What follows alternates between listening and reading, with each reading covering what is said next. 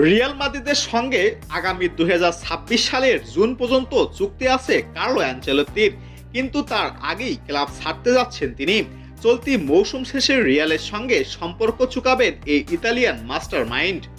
Spanish সংবাদ মাধ্যম one the সেরারের এক প্রতিবেদনে এমনটি দাবি করা হয়েছে।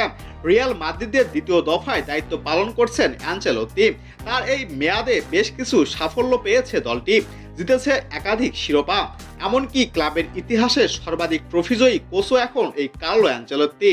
তার অধীনে দুটি লা লিগা, দুটি উয়েফা চ্যাম্পিয়ন্স লিগ, একটি কোপা দেল রে, দুটি UEFA super cup, Spanish super cup, একটি ফিফা ক্লাব বিশ্বকাপ এবং একটি ইন্টারকন্টিনেন্টাল কাপ জিতেছে রিয়াল মাদ্রিদ। 2023 সালের ডিসেম্বরে তার চুক্তি নবায়নের সময় ব্রাজিলিয়ান ফুটবল ফেডারেশনের আগ্রহের খবর শোনা গেলেও তিনি রিয়াল মাদ্রিদে থাকার সিদ্ধান্ত নেন। তবে 65 বছর বয়সী এই কোচ বর্তমানে অবসর নেওয়ার কথা ভাবছেন না।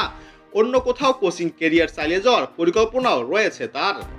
তবে আনচেলত্তি ক্লাব ছাড়লে বায়ার্ন লেভারকুসেনের কোচ এবং রিয়াল মাদ্রিদের সাবেক মিডফিল্ডার জাবি আলোনসোই হতে পারে রিয়াল মাদ্রিদের নতুন মাস্টারমাইন্ড।